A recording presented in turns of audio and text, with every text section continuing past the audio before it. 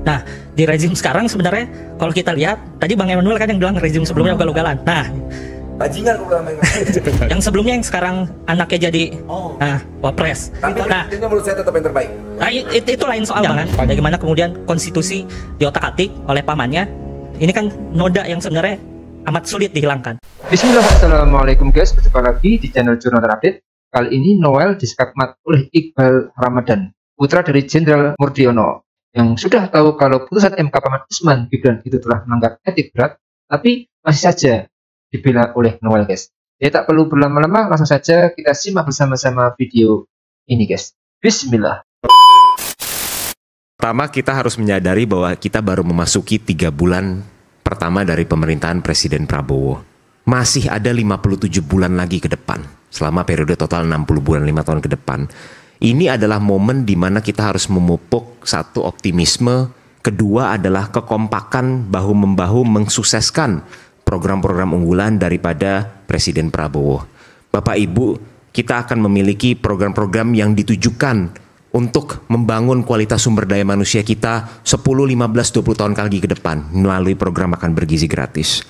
Presiden Prabowo juga bahkan di bulan pertama beliau kunjungan ke China, ke Amerika Latin, bahkan sampai ke Inggris, membawa oleh-oleh investasi hampir 300 triliun rupiah, foreign direct investment.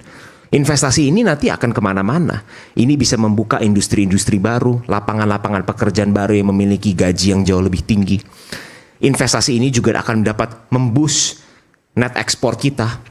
Investasi ini juga dapat memboost domestic consumption kita, yang ujung-ujungnya ini semua akan membantu mendorong visi mulia kita untuk mencapai pertumbuhan ekonomi 8% dan even beyond, untuk menjemput Indonesia Emas 2045. Terakhir Bapak Ibu, ini mungkin tadi ada pertanyaan dari Bang Aiman soal kocok ulang. Perlu kita tegaskan, Panglima tertinggi di Republik ini adalah aturan, hukum. Presiden hanya menjalankan apa yang dibunyikan oleh aturan. Dan ini menjadi sangat penting untuk menunjukkan bahwa memang siapapun, pihak swasta manapun, akan diajak untuk membantu membangun negeri ini bersama-sama, tetapi ikutin aturan mainnya. Kepastian hukum ini juga akan menjadi sangat penting ketika kita akan mulai mendatangkan investasi-investasi baru di masa depan, baik investasi domestik maupun investasi dari luar negeri. Ini semua tidak lain dan tidak bukan, Bang Eman, adalah untuk membangun Indonesia yang lebih baik, karena saya dapat bersaksi bahwa setiap hari yang ada dalam benak Presiden Prabowo ketika beliau berbicara, melakukan diskusi-diskusi, bahkan dalam rapat-rapat, dalam pembekalan-pembekalan internal, beliau itu hanya memikirkan satu hal, rakyat Indonesia, dan tidak ada lagi yang lain. Jadi saya rasa itu, Bang Eman, terima kasih banyak. Terakhir, Bang, 1,5 menit. Ya. Ya, diakhiri oleh anak muda.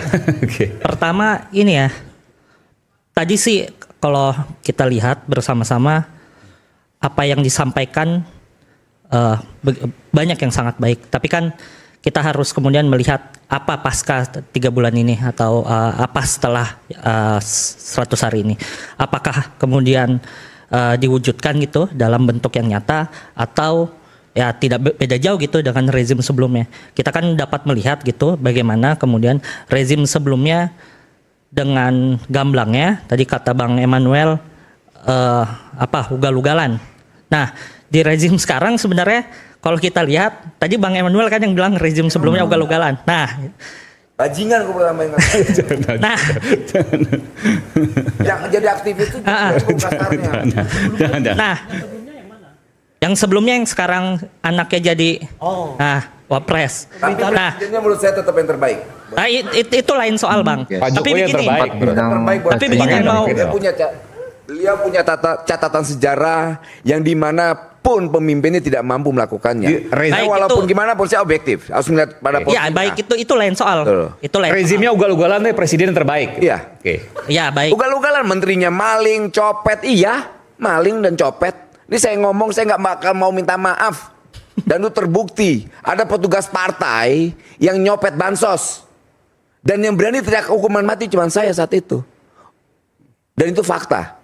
Bung Aiman itu yang dulu wawancara saya pertama, dan saya langsung menyebutkan namanya. Itu Julian Batubara tuh, Mensos, Batubara itu. Saya Jadi wawancara Bung Noel. ini Bang Aiman. Presidennya Jokowi. Ya kan ada dua kepemimpinan itu. Kepemimpinan yang di istana sama kepemimpinan yang satu lagi. Ya, Jadi kan, wajar sebelum terus kita Sandra. kemudian Kasian membahas dong Jokowi 100 terus hari, disalahin. kita harus juga kemudian menghilangkan bagaimana noda rezim sebelumnya.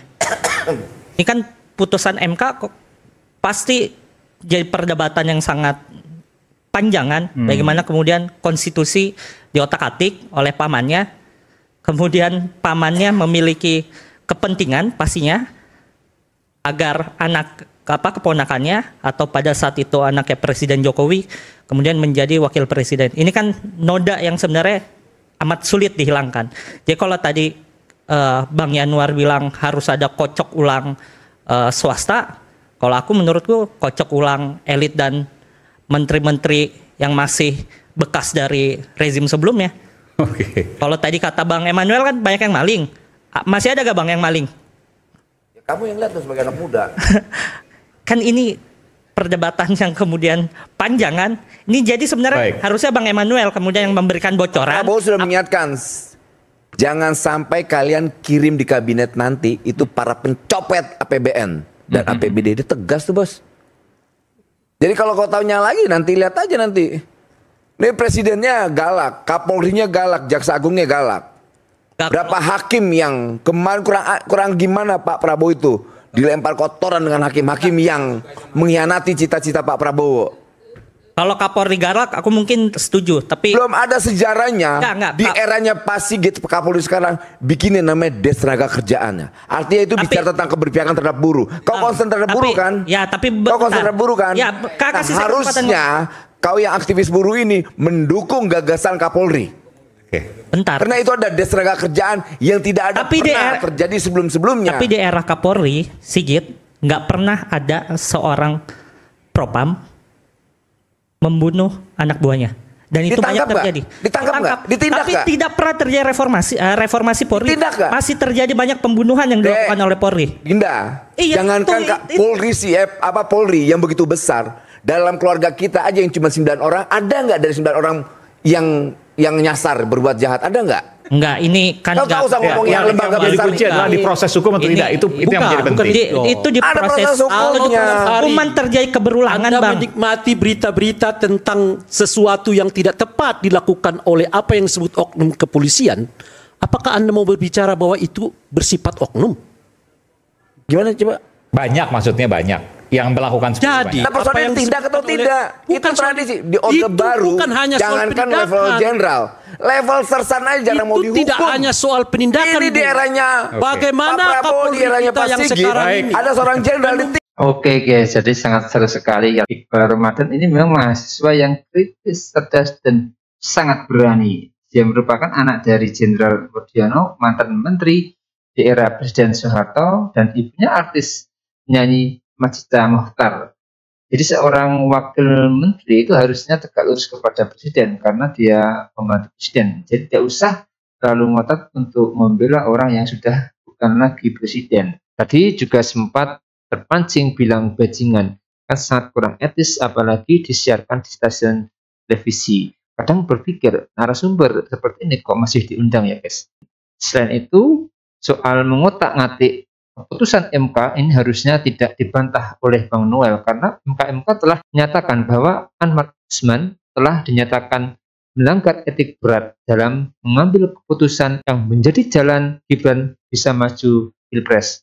Keputusan MK yang harusnya dibuat untuk seluruh anak Indonesia, tapi nyatanya keputusan Anwar Usman akhirnya bisa meloloskan Gibran maju di Pilpres 2024. Jadi mungkin itu. Menurut kalian gimana guys soal video ini? Tulis komentarnya di bawah ini ya guys. Saya izin pamit dulu. Wassalamualaikum warahmatullahi wabarakatuh.